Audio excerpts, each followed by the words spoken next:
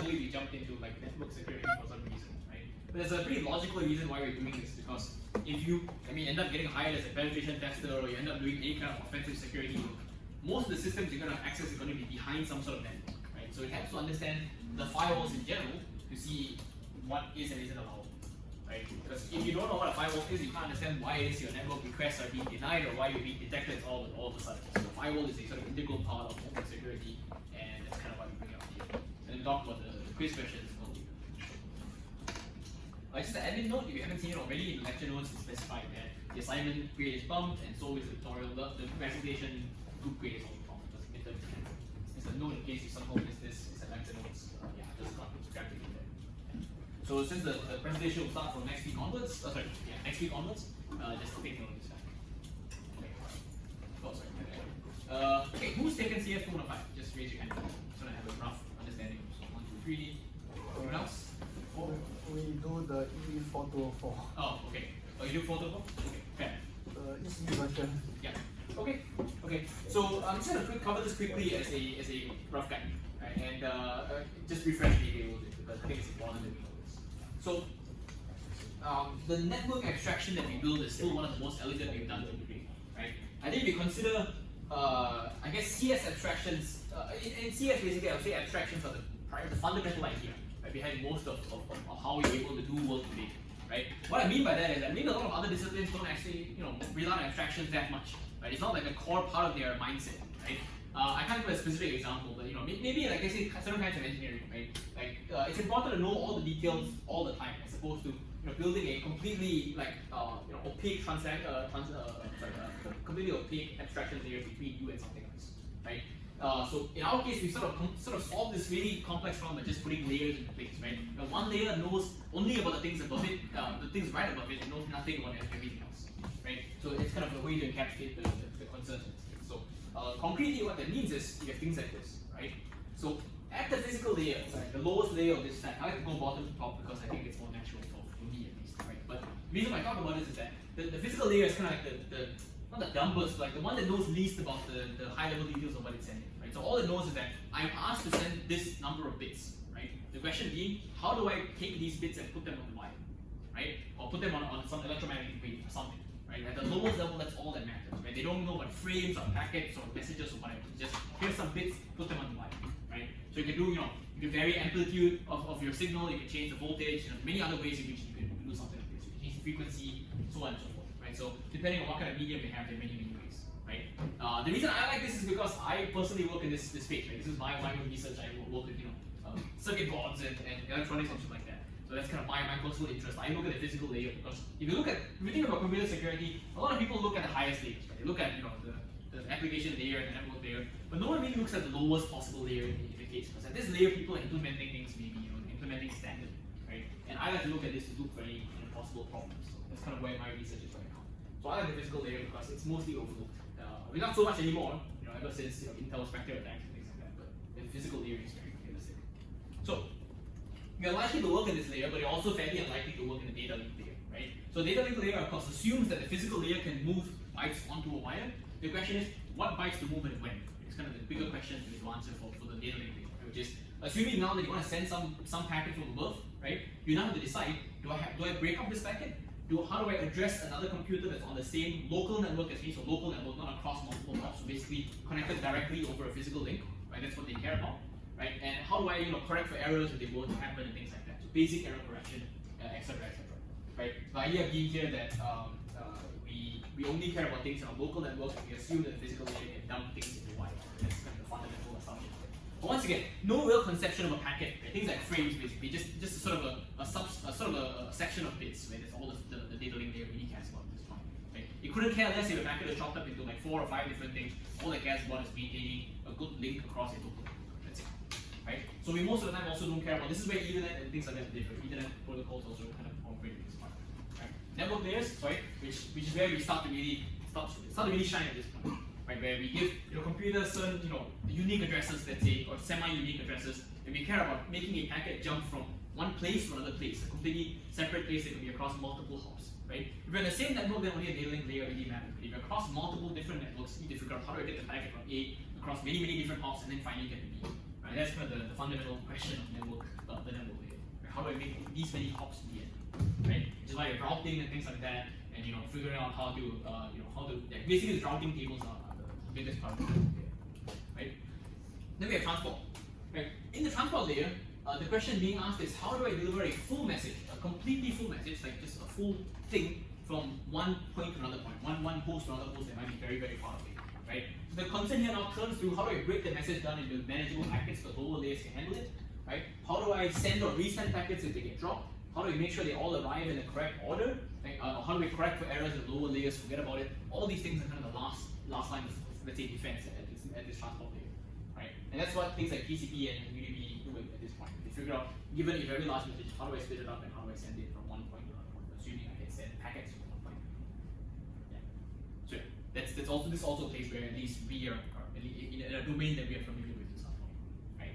And but of course, what really matters for us, I guess, as security people is that we mostly care about the IP port model, right? Because anything you do when you send a message through some library or something is that you will specify an IP and you will specify a port. Right? Destination source IP, destination source port in that case. Right? And so how this works is that you start at some place, right? And then you say, I want to send a message to this IP address and this port number, right? The thing about the port thing is it might be a bit confusing, right? Let's say now I want to tell my friend to do something. Let's say my friend's name is Sean or something. I know there's Sean in this class, right? Let's say my friend is Sean, right? And I say, Sean, do this for me, right? I don't say, Sean, port number 55, do something for me, right? And you might ask, like, why, right? Why do I have a port when I already know this computer's name, right? I know the computer's name is this. Why do I need a port? Right? The answer for this being that many people talk to this computer at the same time, unlike in real life, right? There are many different programs trying to talk to you at the same time. So because of that, you need many different places to receive these messages. Right? That's the kind of key idea. Because there's simultaneous messaging going on all the time. We need multiple ports to be able to handle this kind of work.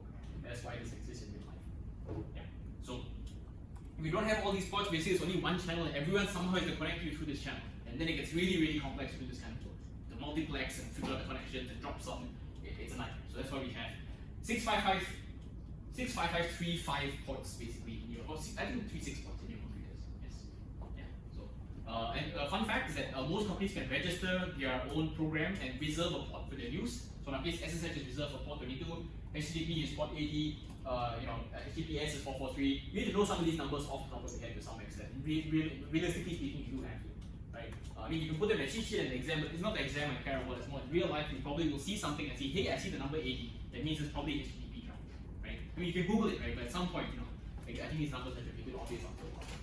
Okay, that's the idea behind this. And lastly, this whole thing enables what the last idea behind this, which is the application layer, right? And this is maybe the layer in which you'll operate for the rest of your life. It's very possible you'll never look below this layer, right? Because the rest of it is assumed to work, right? In this case, you have to decide what exact message do you want to send from A to B. What is the exact string you want to send, the exact bytes you want to send, right? And how to interpret these bytes on the other side. Right? The assumption being that all the other layers will handle the problem for you, and you just have to send a single large message, whatever size you want, and the rest of the layers will handle. So this is HTTP, this is SMTP. So this is the mail service here.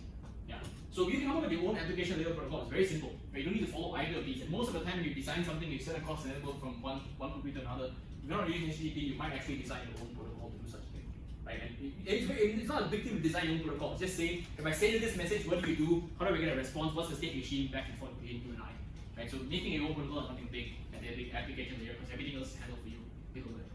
Just the mainstream stack. Okay. And all of this was so that we can sort of prime you for firewalls. Right?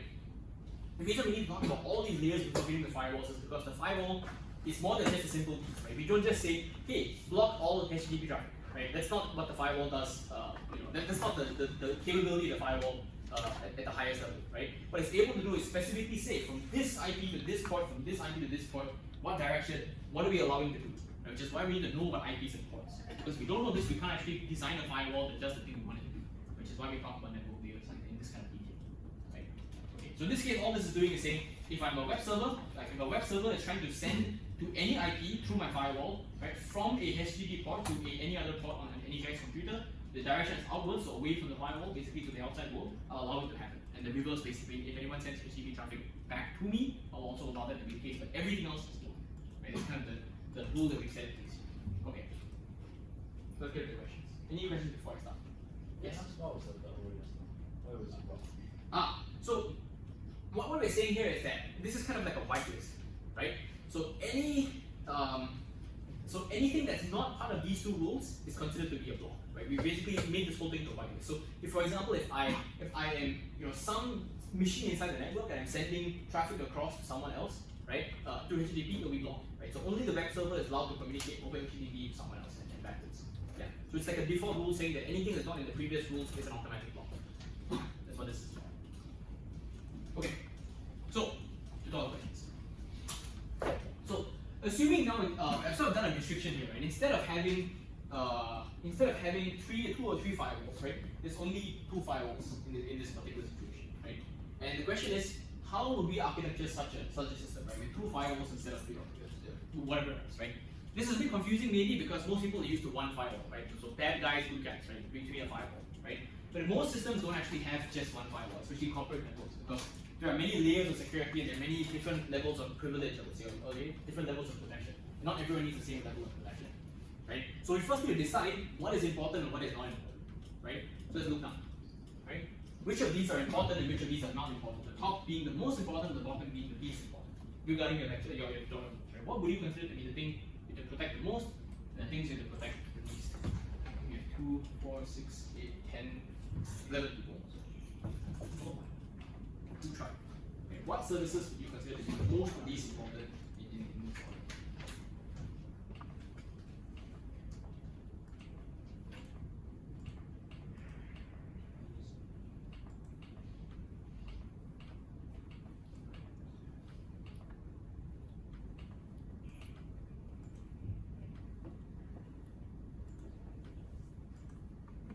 Which of these do you consider to be the most least important, top being the most important, bottom being the least?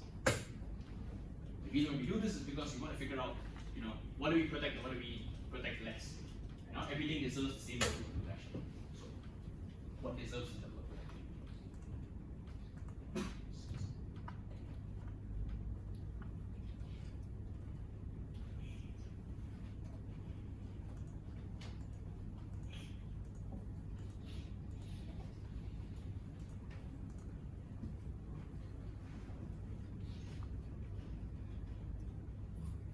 Okay. And close it in 3, 1. Okay. I think fair level of right hand say. So the web server essentially, the SQL server deserves the most amount of protection. Right? It has student information, PDPA problems, basically you want to keep it as protected as possible, right? The web server, might have access to this SQL server, so maybe it's equally as important. There's no real one right answer in this case. The teachers, for example, teachers PC has direct access to the school SQL server, so maybe needs more protection. It depends, right? But I think most people generally agree that lab PCs require least protection, right? The reason why is because you want to protect them to the rest of the network, but it doesn't really matter if I don't know, someone managed to hack into a lab PC or something. So the sort of effect is localized to some extent. Yeah. But anyway, now we're gonna give a basic architecture of these firewalls, right? Usually there's an outside world, there is a firewall, then there's a DMZ, so a space between two firewalls, and then there is an internal network. Right? The DMZ usually contains things that need access to the outside world quite a lot, but don't actually require that much securing against like threats. Right? And also they're kind of separated from the rest of the very important internal network in this case. Right? The question is where to place what. Right? We can argue about this for a long time, but I'll give you one possible architecture and you can decide whether you agree or not. Right? So this is one way that we can do it.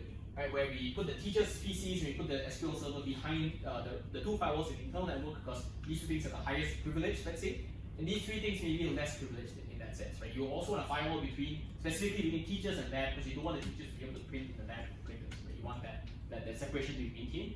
So because you have that constraint, you actually want them in different subnetworks. So lab machine is put here, and the student and email server is also put in the DMZ. And there are many ways you can architecture this, of course, it just depends on what your priorities are. But this is one way. Yes. Confused what DMZ is. The naming is a bit weird. You would expect the DMZ, at least in my understanding, you expect the DMZ to have nothing, right? The naming is a bit weird, right? You would think DMZ, North Korea, South Korea, there should be nothing in the middle. You're just death, right? But that's not the case in real networks. For some reason, the DMZ is just a place where you put things that are kind of important but not really that important. Right? So they're behind at least one layer of firewall, but they're not actually part of the highly privileged internal school network. Yeah, that is the general conception. I know it's very weird. I also don't really agree with the naming of this as a DMZ, but it just happens to be what it is. So if you look at any reports, security reports of attacks against real systems, they mention that the attackers, they went past one firewall, they got into the DMZ, but they couldn't make further progress. right? Because it's hard to go past one firewall to break into one machine, but to break into two machines behind another layer of firewalls is even more difficult, right? Because your firewall is designed properly, right? If it blocks some stuff here but didn't block that one exploit you're looking for, maybe the second firewall would have blocked that exploit. Right? So the difficulty is multiplicative in this case. It gets even harder for you to find two exploits essentially that will lead you all the way through. It's not multiplicative, additive, let's say. Right? So it's hard for you to find two exploits that really will pass through both firewalls. It's hard.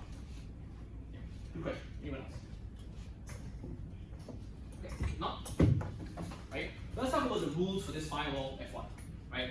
The first question we ask is, of course, there is one thing here that doesn't need access to the outside network. What is it? Real quick. One thing here doesn't need access to the outside network. What is it? SQL server, right? There's no reason to be connected to the outside world, right? You assume that no one wants to download this information from outside the school network, so you keep it locked down, right? And that's a pretty good design in general. If it doesn't need access to the outside world, don't give it access, right? There's no reason for that to be the case. Okay, so that's fine. I'm going to give you the firewall rule set, right? But I'm going to leave out one or two rules, and you're going to tell me what exactly is missing in this case, right? So here is a firewall rule set that's fairly common, right? I think we can all agree that this is reasonable, right? You let the web server allow HTTP traffic in and out. Email server allows SMTP or email protocol traffic in and out. Lab machines get HTTP access. Teachers get HTTP access as well. Right? A fairly reasonable rule set. We just allow these things in and out. This is of course fairly simplistic. You don't include HTTPS. It will be the same thing, just duplicated essentially. We didn't talk about SSH access and things like that. But this is sort of a basic rule set. Right? This is kind of a system admin's job, basically decide what works and what doesn't.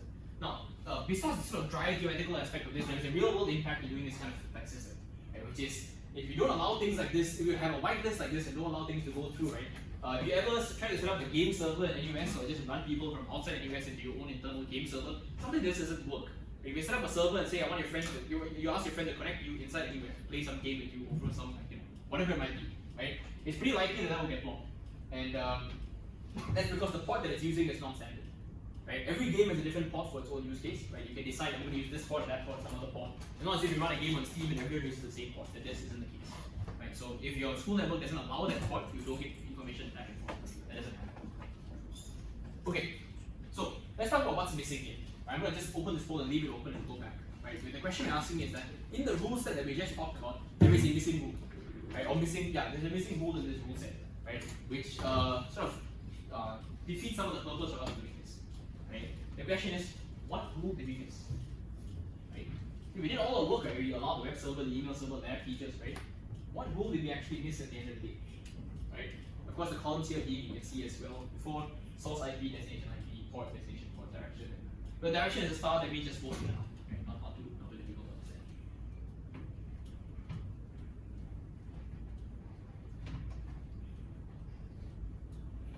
Right? What rule are we missing?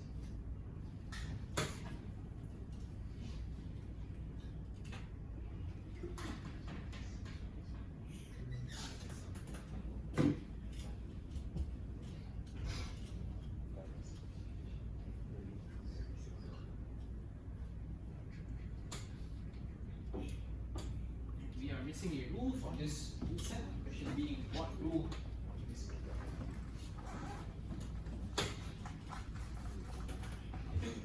Okay, it goes in 3, 2, 1. Okay, so some people say we just block the SQL server, right? Now, in general, the last rule of a firewall should generally be block everything else. Right? I think the good thing is you asked this question earlier, one has so far, right? Which is which is just that, the last rule that says block everything, right, is basically allowing this to become a whitelist, right? Because otherwise it's hard to know what the firewall will do if it receives something that doesn't match the rules, right? Some firewalls by default allow it, and some firewalls by default don't allow it, right? So you actually do need to check what you actually do need to put in a final rule saying block everything just to be sure, unless you know your firewall through in and out, right? So generally speaking, your last rule is going to be block everything that doesn't fit the previous rules. Yeah, and usually these rules are also in some sort of order. Right? There's some priority towards the rules as well, right? So like the more restricted rules would be at the top, and less restricted ones would be at the bottom, things like that. Yeah. So anyway, that's just the general idea here. You want to make sure you do whitelist, right? I'm going to show you something cool in the meantime, which is let me see if I can do this now. So. Right, so I have my own server that I'm running somewhere, let's say. It doesn't really matter what the server is, right? And that server actually has its own firewall. So if I check the firewall status, actually, UFW is the firewall, you can actually see something like this. Right, so actually, real firewalls are a lot more restricted than you think. right? So this is on DigitalOcean, their default firewall policy, which is we allow HTTP, HTTPS, and limited amount of SSH access. I don't know what this limit means actually. I don't know what the restrictions are. Right? But basically, these are the three things that are allowed. Anything else, dump. Right? Anything else is basically dump. Right? The default of this firewall basically is if it's not in the rules, it's automatically done. So this is how this works. Yeah. So in the real world, like most of these things are always set up for you. You don't have to do much, right? But yeah, this is how it is. If you look at your local computer, you're unlikely to find this firewall is running this UFW firewall. But you do have your own rules in your local PCs to prevent unauthorized communication. Right? Yes. By default, that thing is a white issue. Yes. By default, it's a white list. Yeah. So our question is a bit different where we don't know the default. Right? So basically, we have this last rule where we block it. Yeah. Okay.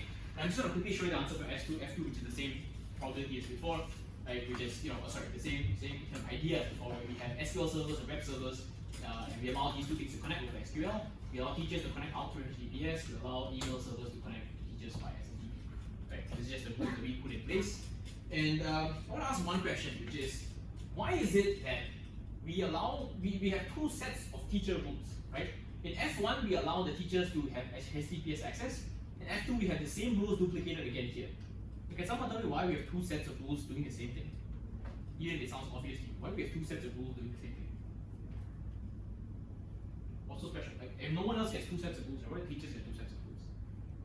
Just is like two firewalls behind from the outside. Right, the teacher is two firewalls deep, right? So they have to get through both this one and this one, right? So we have the rule only here but not here. Your traffic gets out and then gets done before it goes to the outside world, right? So also doesn't work. Right? So what I think of the real world impact with this, real world impact is, if you remember, software engineering to some extent, is that now you have information duplicated in two places, right? So now think about it. If you change the rule, right? If you say teachers no longer want HTTP access or something, right? Now they change it in two places, right? Which is, you know all of the issues of duplicated code or something, right? You have to remember to change all the different things that are the same, right? So this is an annoyance. It is annoyance, but it is a price worth paying, basically, for things like this. Yeah. So the general idea you want to take away is that a whitelist is always better, right? It's more annoying for users, for sure, but for security purposes, it's much easier to say, these are the holes we allow, as opposed to, here's a white space, I'm going to block all these particular holes, right? It's much easier to say, these are the specific holes I want to allow in the system, as opposed to anything else. So you control the things that you want, right? So once again, all security is a trade-off between convenience and usability, right? It's very easy to say every user must have a 1 million string password, right? You could actually do that, sure. Right? By the end of the day, it doesn't really matter, right? If they're going to complain and leave your office anyway, right? So it's always a trade-off between usability and security. Okay, any further questions about firewalls? Fine.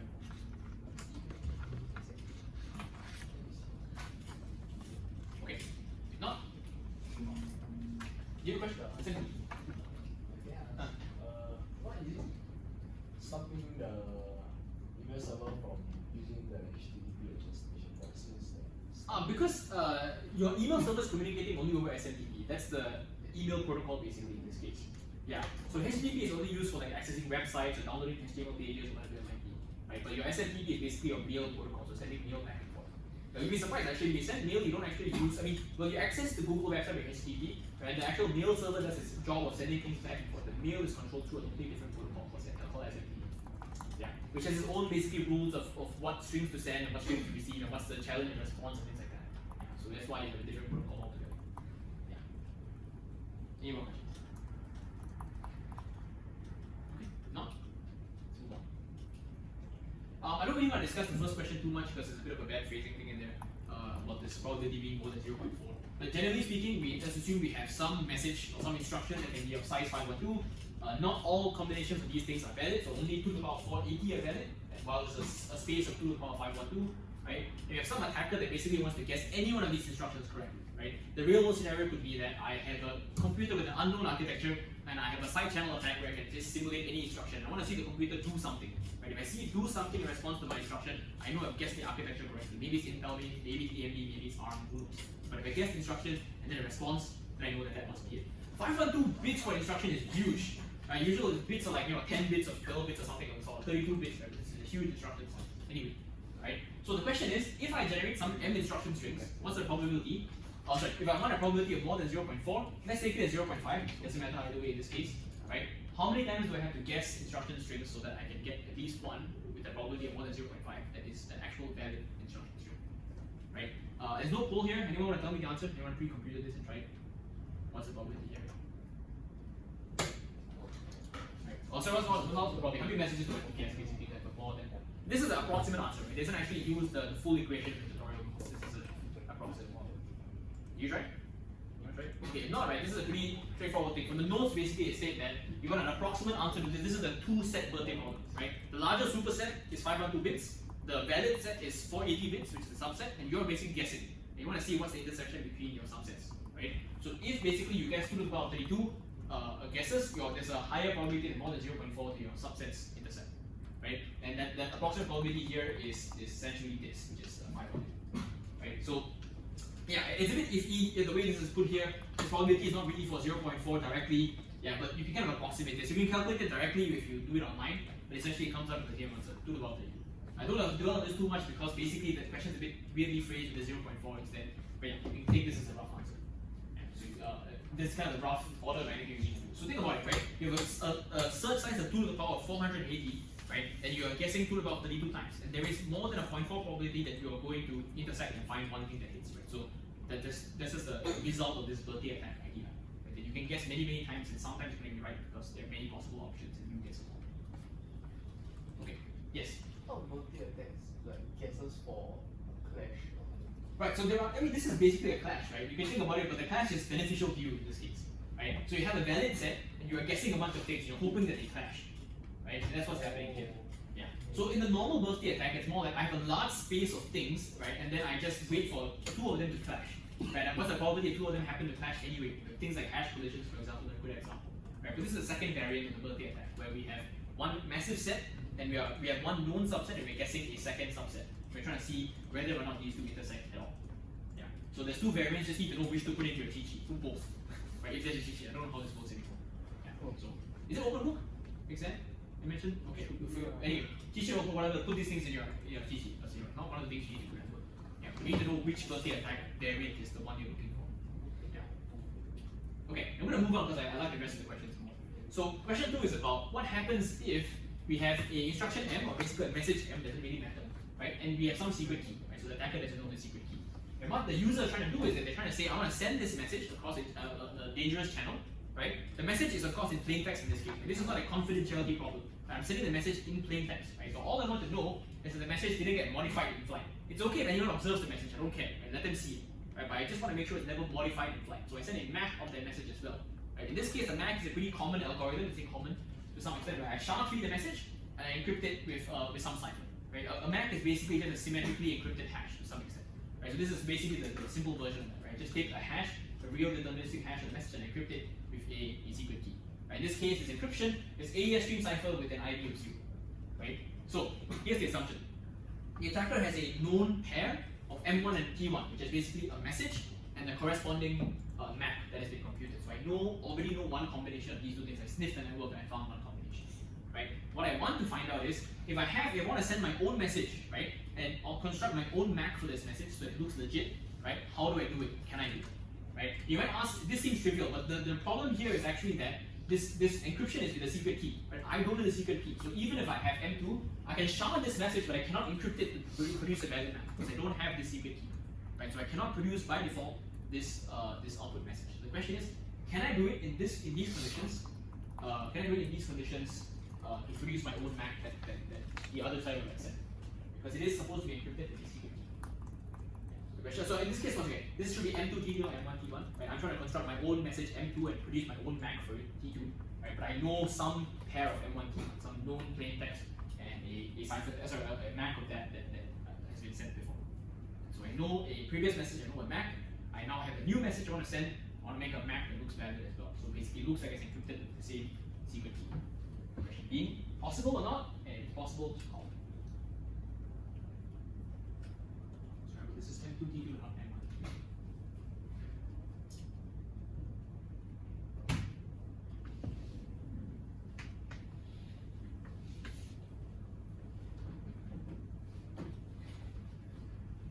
Please try this. Right. If I have a message and the MAC is through an AES stream cipher ID 0, and I receive a plaintext and MAC, which is can I produce my own plaintext and MAC and have the other side accept it as the normal? If so,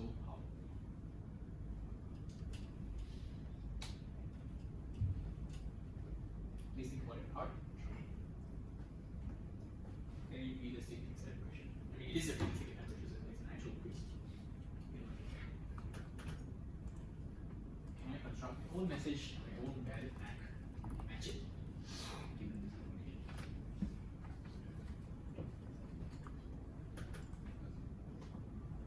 Waiting for it from all. I'll switch back again. You can see this question. No, SHA is just straight up matches. SHA is just a deterministic hash. I have a MAC of a message executed with some secret key, and then executing a SHA of the message using an AES stream cipher, no ID. Cipher those two pieces of information. Can I generate my own MAC? Okay, I'm gonna close it in 3, 2, 1, and let's see what we get. Oh, very interesting. Okay. Oh, okay. At least people chose the right answer to some degree. Okay, so let's go to this idea, right? So what people took it's not possible because AES is believed to be secure and SHA-3 is collision resistant, right? Both of these things are true. They are true, but okay, especially SHA-3 is believed to be collision resistant, right? That is true, right? And AES is secure. The problem with AES in this case is that you set the IV to 0. Every single message is the same IV, right? So AES doesn't actually have the same. You can't have the same guarantees if you don't follow the rules. In this case, you didn't follow the rule of an IV being different or unpredictable for every message, right? So we can't do this, right? So what does this mean, right? Actually, what this means is that if you look at the way you generate the answer, okay, let's think about this, right? Now, if two ciphertexts have the same IV, okay, this relationship always holds, okay? P1 XOR P2 equals to C1 XOR C2, meaning that if I XOR the ciphertext together, it's equivalent to saying I'm XORing the plain text together, right? I'll say it again. If you have the same IV for two ciphertexts, that means that if I XOR the ciphertext together, I get the same result as was I to XOR the plain text together. Okay, I find the difference between the plain text, right? But the difference is not a useful thing to think about here, right? Now, what does this mean in our case, right? In our case, right, if we sort of substitute our values inside, right? In our case, what we're doing is we're encrypting the SHA-3 of M, right? M is not a secret, right? I can see it in plain text, right? It's obvious to me, right? So I know M1 and M2, right? I know M1 and M2, so I can compute SHA-3 of M1 and M2, right? I know what the SHA of these things are, right? M1 is something that the guy sent, right? And M2 is something that I am creating, right? So I know both these informations, right?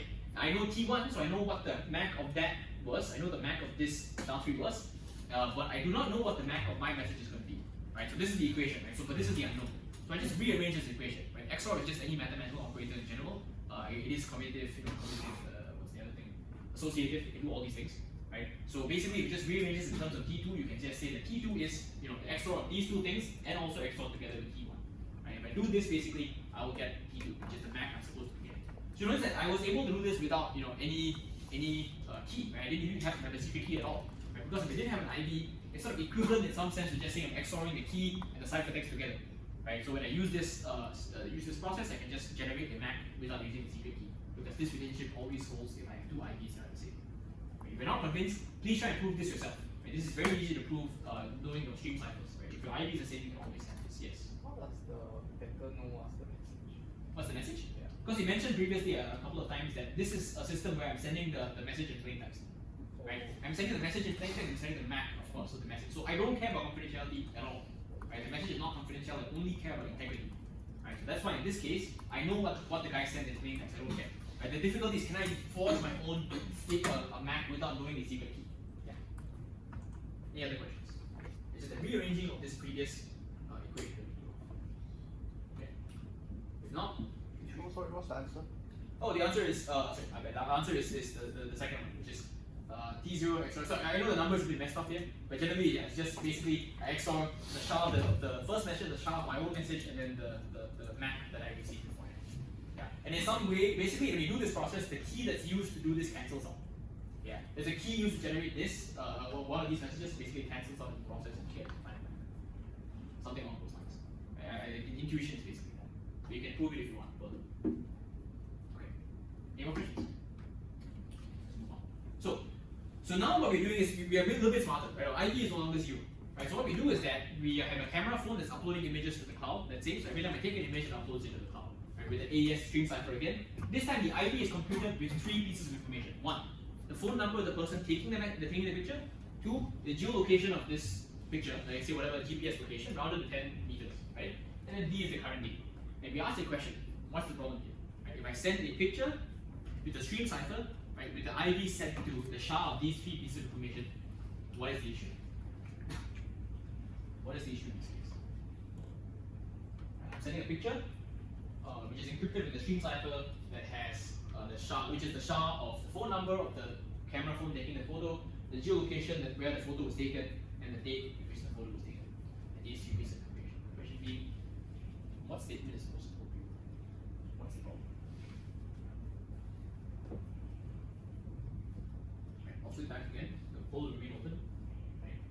I am sending a AES stream cipher encrypted message with an ID computed from these three pieces of information. What is the problem when I send pictures this way? Upload pictures and cloud.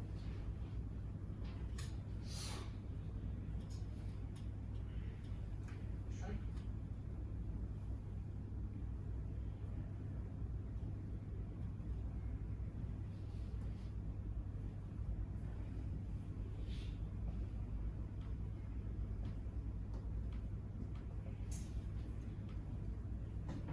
Don't wait too long.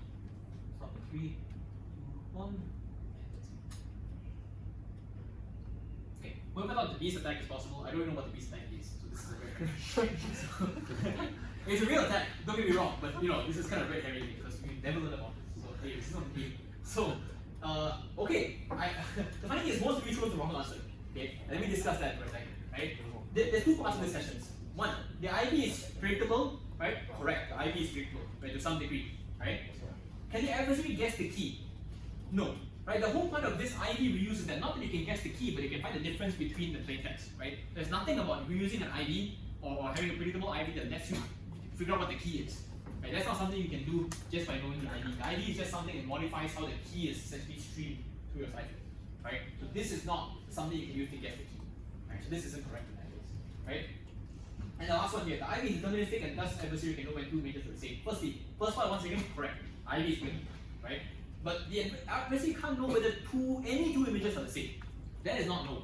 Right? Because any two images might have a different IV. Right? What this system lets you do is that if you take two pictures on the same date at the same location, right, with the same camera phone, then the IVs are the same.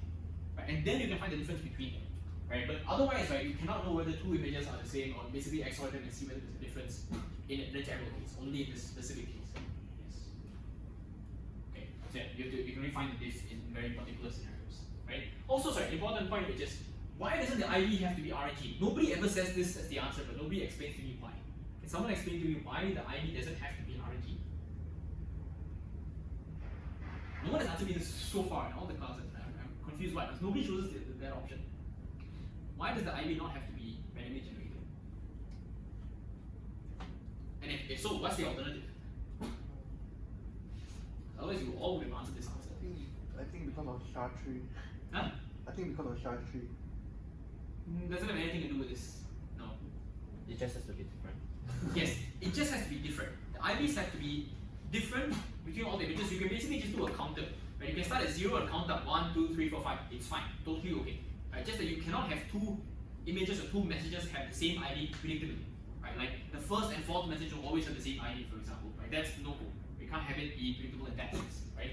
So it can be predictable in the sense that it is counting up. Right? But that all only thing that matters is that if the ID is the same, right, then you can find the difference between the images. If they're even different by 1, you still can't find the difference. Right? It just doesn't allow that to happen. Okay, that's all that I care about. Yes. Is the answer the fourth one? Yes. Yes. Should be. Yeah, answers May I know what is computing the differences? Basically, P1 XOR P2 is the difference between two images. Yeah, when you XOR two things, the output is basically the difference. Yeah. You can think of XOR as a difference operator. Yeah. Because the thing, if you have 0 XOR 0, the output is 0. Right? And if 1 XOR 0, the output is 1. And 0 XOR 1 is 1. Right? And so basically, XOR gives you 1 when two things are different. So it's a difference operator. Yeah. Okay.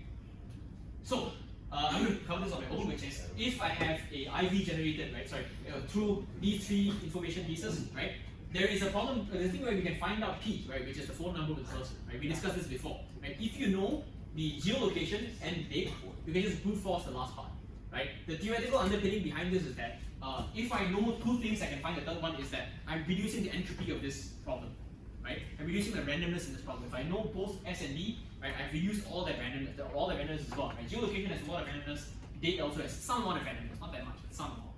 Right? But if I know both of these two things, I can easily brute force the last one because I just need to check there's the SHA of my guessed value S and D equal to my clear text. Right? So that's all that's happening here. Because the phone number is very easy to brute force, right? It's maybe like 8 digits or something, and it's always exactly 8 digits. So it's very, very easy to guess. Any questions? It's a straightforward thing to discuss. Previously, the last one is the one I really like the most, so please try this. Okay? I really feel like this. So we have someone who randomly paints on some random wall 256 bits, right, of something, right? I mean, honestly, like that's a crazy person thing to do, but whatever, right? It's 256 bits on a wall, right? And some number of years in the future, someone posts a message online, right? Alice posts a message online saying that Alice, assume Alice is a name that's very recognizable, right? Like very obvious, it's, it's pretty uniquely identifiable. Not like I Tan have painted this, right? I mean, there's many Tans, so that's not so interesting, right? So assume its name is fairly unique, right? So I, Alice, painted this on some date, right? Assume this date is accurate, right? It's actually the date at which this thing was painted, right? And there's some random string of numbers after that, right? And it so happens, importantly, that the SHA-tree of this message that's posted online is equal to this thing that was painted on the wall, right? So a painting on wall, right? I find message online, the SHA of this message is the thing that's painted on the wall, right? The question is the claim that Alice is making that I'm the person that generated this bit sequence, right? Is that legit? Is it legit to say that I, Alice, the person who posted this, is also the person who generated this sequence of bits? Okay, that's the question. Okay. Is it the case that if a message is posted somewhere, I have a bunch of bits, right? I at some point post a message with some identifying information, right? That happens to hash to that message. Right? Does it make sense that I, the person who generated this random bit value?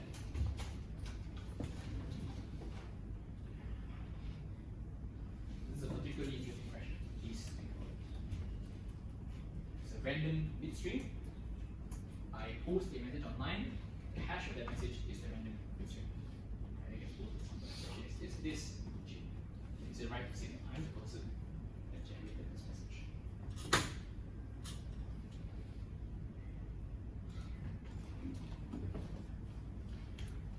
You don't have much time to close this to please put your answers. Let's think.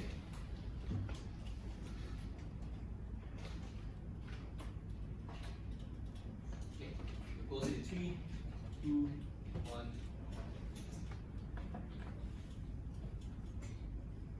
Okay, interestingly, the first class to have been more right than wrong, funnily enough. Right? No one guessed the first option. Every single class so far has guessed like 20% of the first option. I don't know why you guys are you smarter or there's something I said that you figured out. Right? And yes, there are many collisions in SHA-3. Specifically, there are infinite collisions in SHA-3, right? Because you're reducing an infinite size space down to a small space, right? So you are going to have infinite numbers of collisions, right? But the difficulty is that while the latter is true, that doesn't imply the former, right? Just because the infinite collisions doesn't mean it's easy to find, right? So that means that even if you know that collisions doesn't mean you can find them. So it's just equal to the brute force at that point, right? So that's why the first one is wrong. Okay. Second one. So you can't conduct an offline dictionary attack in 3 years, right? If the string is something like this. This is a huge string. A large amount of entropy, and see, think about it. It's very unlikely that any dictionary has this information inside. This is a random ass string, right? So it's very unlikely that you would have generated this from some like common list of passwords or something. Right? Even if it was a dictionary of every possible bit sequence that is this size and length, right? That's a huge amount of data. It's unclear whether you'll be able to brute force that in 3 years. So dictionary attack once again here isn't feasible, right? Next one. If you get the original message, that doesn't mean you can modify it as you please. Right? If you have an original message that hashes to that value, right? If you change a little bit about that message, the whole hash changes immediately. Right? So even if you add as many random bits as you want at the end, right? It's very hard for you to generate a hash that is exactly the same as the one that came before it. That's equivalent to finding a collision, but it's very, very difficult. Right? This is even more difficult than finding any collision. Right? Because if you find any collision, it could be any string, right? In this case, we want to specifically modify our string and maybe add some like some appended stuff. So to say, this is very, very, very hard to do. Like if you can do this, the hash is sort of irrevocably broken in that case, right? This is a very serious vulnerability. You can change things you want freely, right? So and then basically the answer for this is that SHA-3 is believed to be one way. Okay, it is one way. So if even this case sounds crazy, right? Like but think about the alternative, right? If someone was able to paint some shit like on a wall somewhere, right? And then someone says that this is the string that produced it, right? Think about how crazy it would be if you randomly painted something on a wall and someone produced a hash for that. That person must have been able to reverse your information, right? They must have been able to take the bits and somehow reverse through a SHA, a hash or something to produce the output. Right? There was no other reasonable way in which they could have generated a message that matches their details, the date exactly, and some random information that might be just random. Right? So it is very telling that this is the case. Is it impossible? No. Most things, I mean, you could try and crack a SHA-1 hash today or SHA-3 hash today, and maybe you find the collision, right? But then maybe you just go and buy 40 lah. It's the best day of your life, honestly, if that's the case. Right? So that's very unlikely to happen. Super improbable. Yeah.